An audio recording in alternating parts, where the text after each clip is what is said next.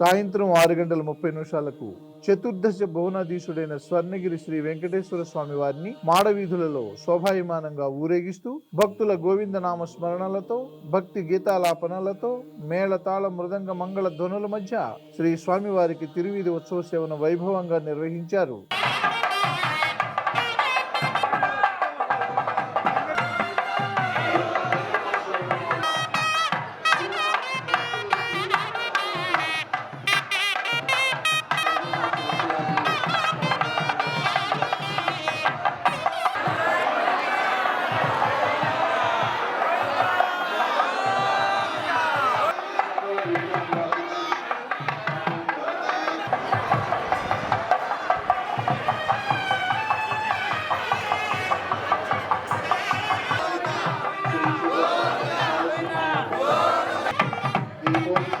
తిరువీధి ఉత్సవ సేవ అనంతరం శ్రీ వెంకటేశ్వర స్వామి వారు సహస్ర దీపాలంకరణ మండపంలో దేదీప్యమానంగా వెలుగుతున్న సహస్ర దీప కాంతుల మధ్య ఊయలలో ఆసీనులై భక్తులకు దర్శనమిచ్చారు. అర్చక స్వాములు వేద మంత్రోచ్చారణలతో శ్రీ స్వామివారిని అర్చించి కర్పూర మంగళహారతులు సమర్పించారు. భక్తులు నయన మనోహరంగా శ్రీవారిని దర్శించి ఆనంద పరవశులైనారు.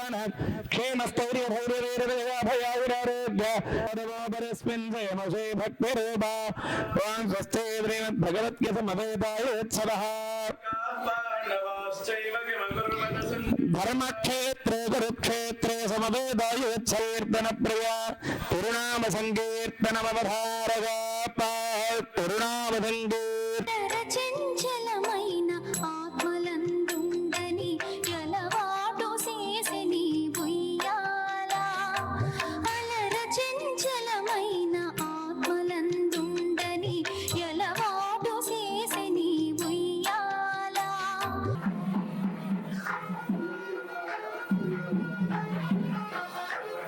మంగళాసాధన పరేర్మదాచార్యే సర్వే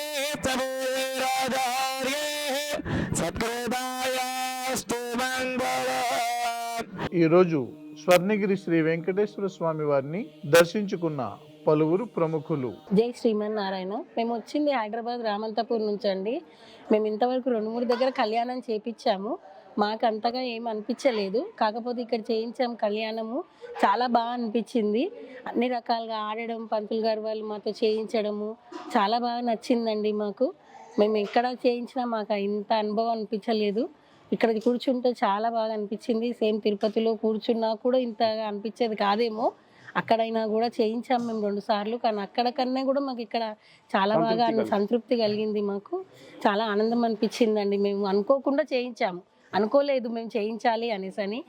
ఓన్లీ దర్శనం కోసం అని చెప్పని వచ్చాము.